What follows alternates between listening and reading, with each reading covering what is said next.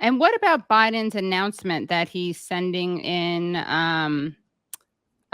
3,000 more U.S. troops to Europe? I think we should be very concerned about this. You know, I'm old enough and got my beginnings in the anti-war movement from the time of Vietnam, and it certainly feels like that same kind of mission creep. We saw in those leaked Pentagon papers that there are CIA people, there are special operations people inside Ukraine. We also know that the more we send in weapons, the more the Ukrainians need outside people to help them repair those weapons. And so you get the mission creep there, and now sending more troops to the area in Europe. And we have now about 80,000 troops already in Europe. I think this is something that should be of great concern to everyone. And we should be saying once again to our congressional representatives, they are the only ones who have the right to declare war according to the Constitution. And don't let Biden move us little by little into a direct war with Russia. He has said he doesn't want a direct war, and I believe him that he doesn't want it, because guess what? It's not popular with the American people, and there are elections coming up. And I'm sure there are people in his campaign and in the administration who say it would really be good if we could wind this down, but certainly we don't want to see it escalated with U.S. troops there. But war has its own momentum. We can't predict what's going to happen.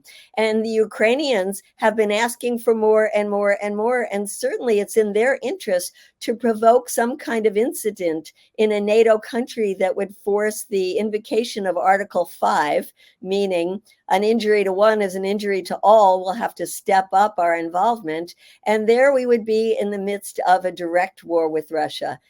We have to stop that from happening.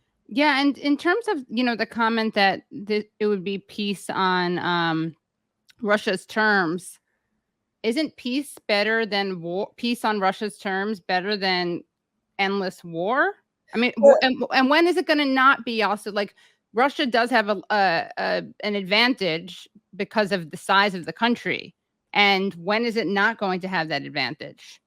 Well, there's this issue of peace on Russian terms. First of all, if you believe, which I believe, that the Russians wanted to come in and get rid of the Zelensky government and install a pro-Russian government in Ukraine, they obviously weren't able to do that. So they lost already.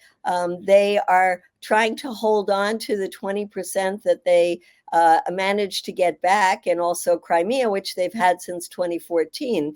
But they're certainly not getting the whole of Ukraine. And so it really becomes an issue of where do you draw the line in the Donbass, and what happens to the people in Crimea, and at what point can they have an internationally supervised referendum where they get to decide what their fate will be.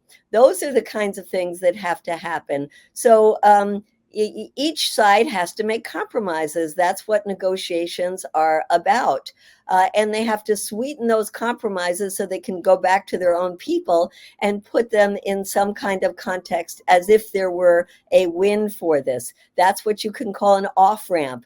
That's what Biden said that Putin needed a while back. Everybody needs an off-ramp. Zelensky needs one. Putin needs one. And the U.S. and NATO need one as well. You don't talk to your friends, you talk to your adversaries.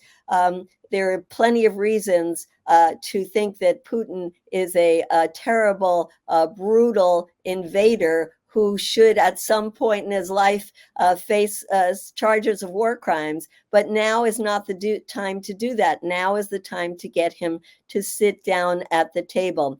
And, there are people during that uprising of Prigozhin and the Wagner Group who thought, oh, great, this could be the end of Putin.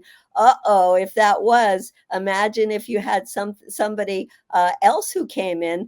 Chances are they would be much more brutal than Putin is, much more nationalist than Putin is. In fact, the kind of condemnation or opposition that Putin is getting inside Russia includes not only people who want to end this war and are going to jail for their opposition, but includes a lot of people who don't think he has been tough enough. And those are the ones who would have the upper hand if something happened to Putin.